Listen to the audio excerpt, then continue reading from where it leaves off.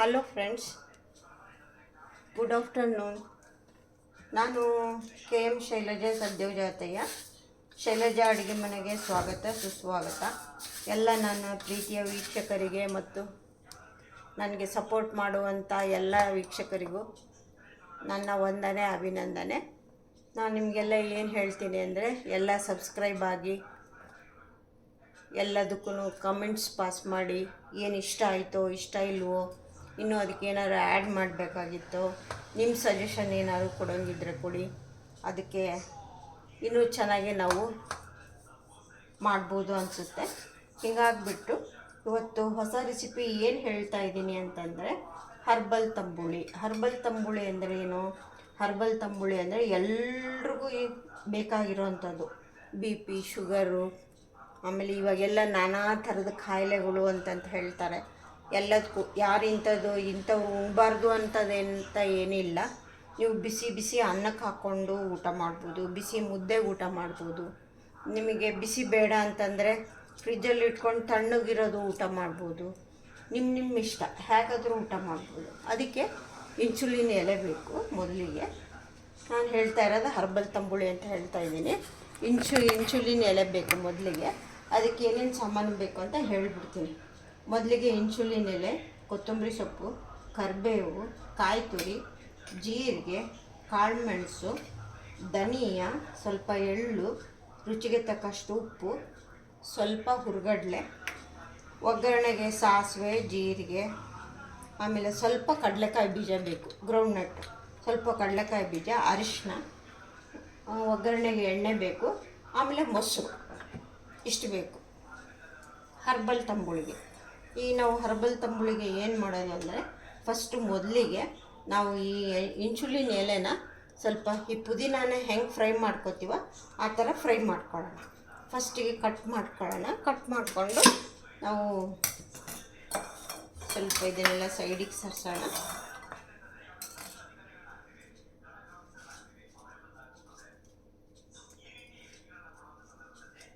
ಸ್ವಲ್ಪ ಆದಷ್ಟು ಮೇಲೆ ಚಿಗುರು ಎಲೆನೇ ತೊಗೊಳ್ಳಿ, ತುಂಬ ದಪ್ಪಗಿರೋದೆಲ್ಲ ಬೇಡ. ಈ ಥರ ಚಿಗುರು ಎಲೆ ಬರುತ್ತೆ ನೋಡಿ, ಆ ಥರದ್ದು ತೊಗೊಳ್ಳಿ.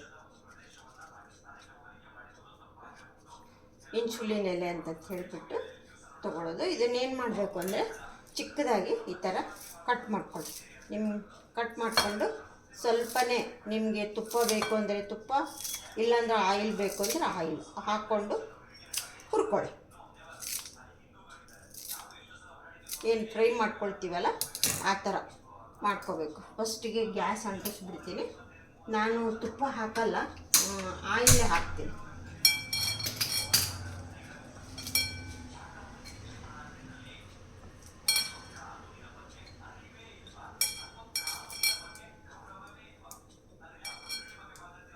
ಇದನ್ನು ಸ್ವಲ್ಪ ಹಾಕೊಂಡ್ಬಿಟ್ಟು ಈ ಥರ ಹಾಕ್ಕೊಂಡು ಸ್ವಲ್ಪ ಹುರ್ಕೊಳ್ಳೋಣ.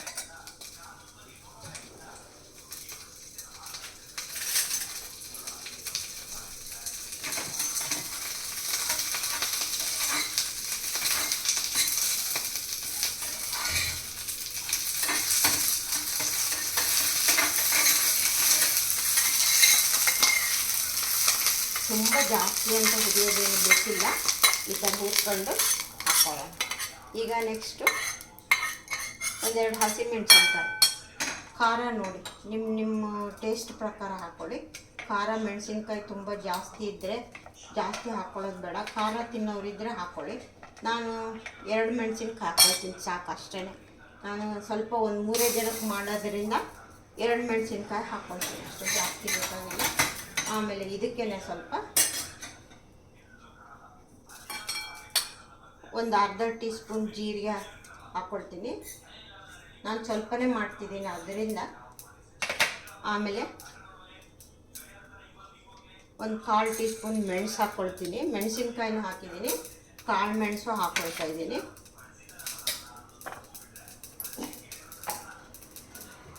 ಆಮೇಲೆ ಧನಿಯಾನು 1/4 ಟೀ ಸ್ಪೂನ್, ಜಾಸ್ತಿ ಬೇಡ.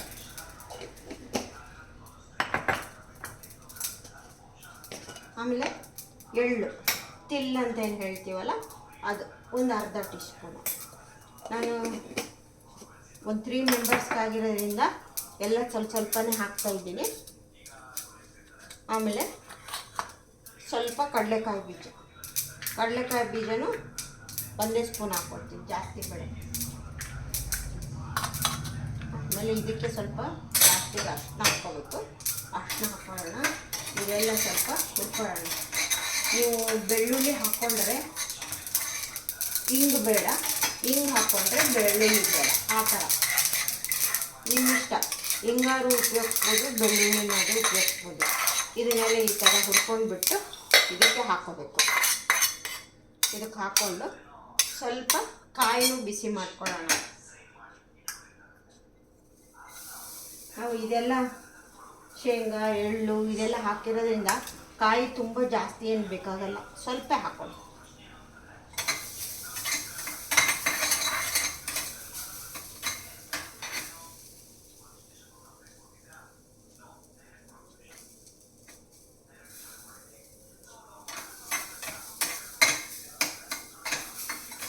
ಹಸಿಕಾಯಿ ತೆಂಗಿನಕಾಯಿ ಹಾಕೊಳ್ಳಿ. ಇದನ್ನು ಸ್ವಲ್ಪ ಬಿಸಿ ಮಾಡ್ಕೊಂಡು ಹಾಕೊಂಡಾಯ್ತು.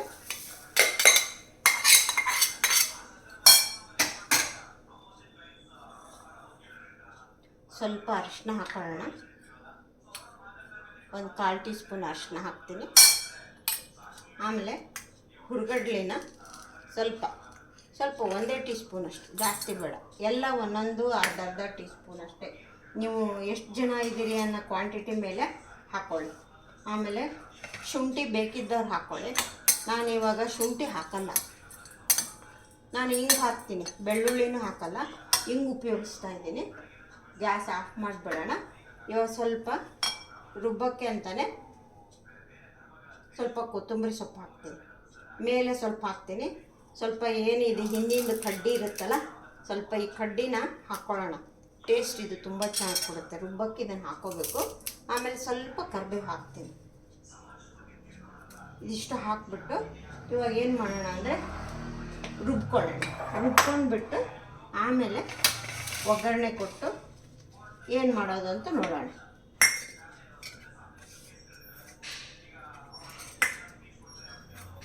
ಇದನ್ನು ರುಬ್ಕೊಳ್ಳೋಣ. ಮಿಕ್ಸಿಗೆ ಹಾಕ್ಕೊಳ್ತೀನಿ.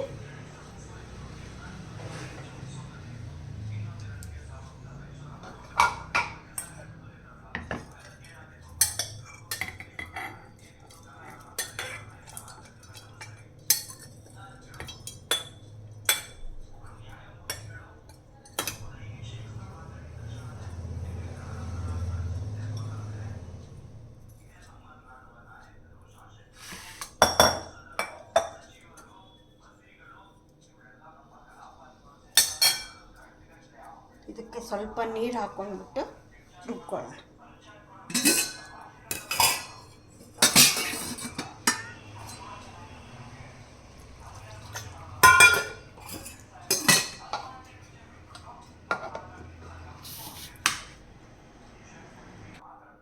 ಎಲ್ಲ ಮಿಕ್ಸಿ ಮಾಡ್ಕೊಂಡು ಬಂದಾಯ್ತು. ಇವಾಗ ಎಲ್ಲ ಇದಕ್ಕೆ ಶಿಫ್ಟ್ ಮಾಡಿಬಿಡೋಣ. ಇದಕ್ಕೆ ಶಿಫ್ಟ್ ಮಾಡಿಬಿಟ್ಟು ಮಜ್ಜಿಗೆನೂ ಇದರಲ್ಲೇ ಕಡ್ಕೊಂಡು ಬಂದ್ಬಿಡ್ತೀವಿ, ಮಿಕ್ಸಿನಲ್ಲೇ ಹಾಕ್ಬಿಡ್ತೀವಿ. ಹೇಗಿದ್ದರೆ ಇದಕ್ಕೆಲ್ಲ ಇರುತ್ತಲ್ಲ, ಇದರಲ್ಲೇ ಮೊಸರು ಹಾಕಿ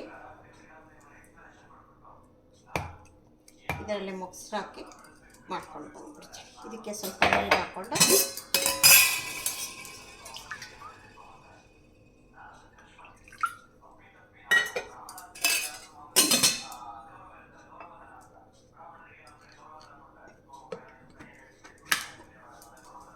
ಮೊಸರನ್ನು ಬೀಟ್ ಮಾಡ್ಕೊಂಬಂದ್ಬಿಡ್ತೀವಿ. ಈಗ ಮೊಸರನ್ನು ಬೀಟ್ ಮಾಡ್ಕೊಂಬಂದಿದ್ದಾಯ್ತು. ಇದಕ್ಕೆ ಹಾಕ್ಕೊಳ್ಳೋಣ.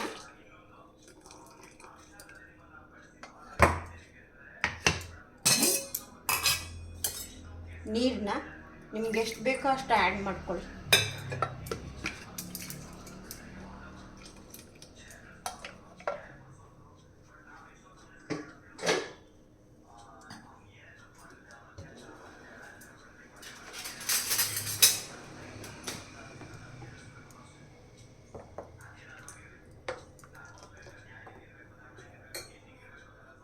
ಆಮೇಲೆ ಇದ್ರ ಟೇಸ್ಟ್ ಪ್ರಕಾರ ಎಷ್ಟು ಬೇಕೋ ಅಷ್ಟು ರುಚಿಗೆ ತಕ್ಕಷ್ಟು ಉಪ್ಪು ಹಾಕೋಣ.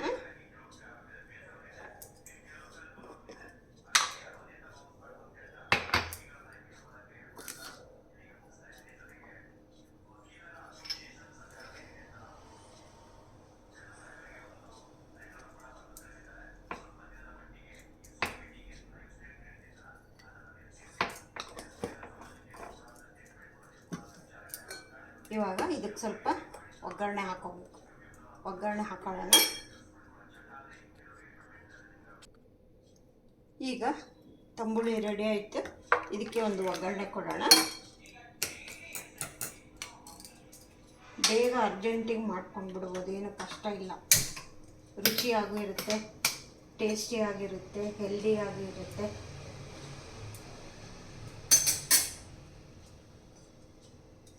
ಒಂದೇ ಟೀ ಸ್ಪೂನ್ ಆಯಿಲ್ ಹಾಕ್ತೀನಿ. ಬೇಕಿದ್ದವರು ತುಪ್ಪದಲ್ಲೂ ಒಗ್ಗರಣೆ ಮಾಡ್ಕೋಬೋದು. ನಾನು ತುಪ್ಪ ಬೇಡ ಅಂತ ನಾನು ಆಯಿಲಲ್ಲೇ ಒಗ್ಗರಣೆ ಮಾಡ್ತೀನಿ. ಸಾಸಿವೆ ಹಾಕ್ತಾಯಿದ್ದೀನಿ.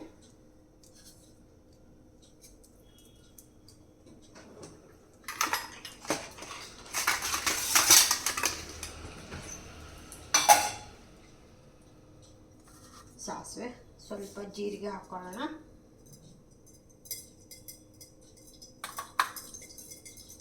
ಜೀರಿಗೆ, ಕರಿಬೇವು, ಸ್ವಲ್ಪ ಈರುಳ್ಳಿ, ಕೊತ್ತಂಬರಿ ಸೊಪ್ಪು.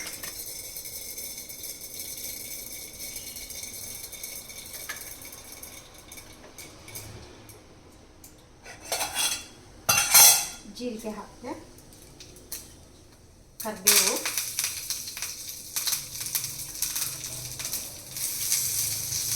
ಸ್ವಲ್ಪ ಈರುಳ್ಳಿ.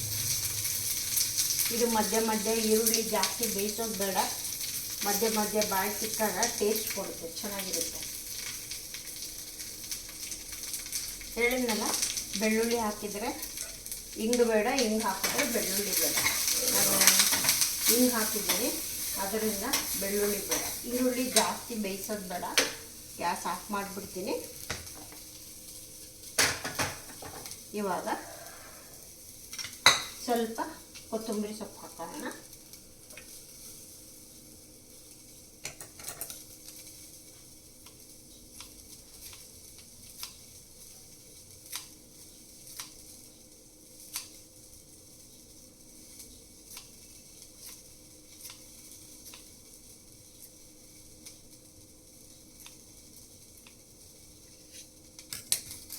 ಆಮೇಲೆ ಎಲ್ಲ ಮಿಕ್ಸ್ ಮಾಡಾದ್ಮೇಲೆ ಉಪ್ಪು ಕರೆಕ್ಟಾಗಿದೆನಾ ನೋಡ್ತೀನಿ. ಆಮೇಲೆ ಇನ್ನೊಂದು ಸ್ವಲ್ಪ ಸಕ್ಕರೆ ಹಾಕೋದು, ಒಂದು 1/2 ಟೀ ಸ್ಪೂನ್, ಜಾಸ್ತಿ ಬೇಡ.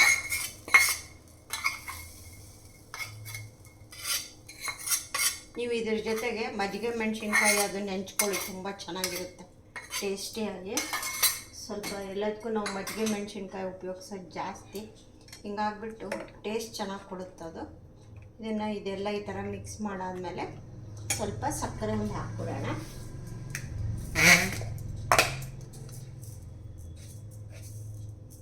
ಒಂದು 1/2 ಟೀ ಸ್ಪೂನ್ ಸಕ್ಕರೆ, ಜಾಸ್ತಿ ಬೇಡ.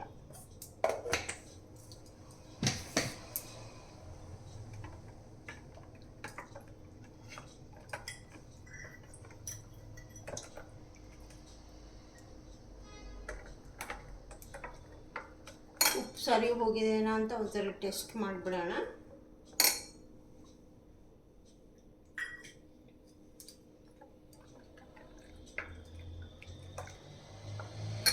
ಉಪ್ಪು ಸ್ವಲ್ಪ ಕಡಿಮೆ ಇದೆ, ಸ್ವಲ್ಪ ಹಾಕೋಣ.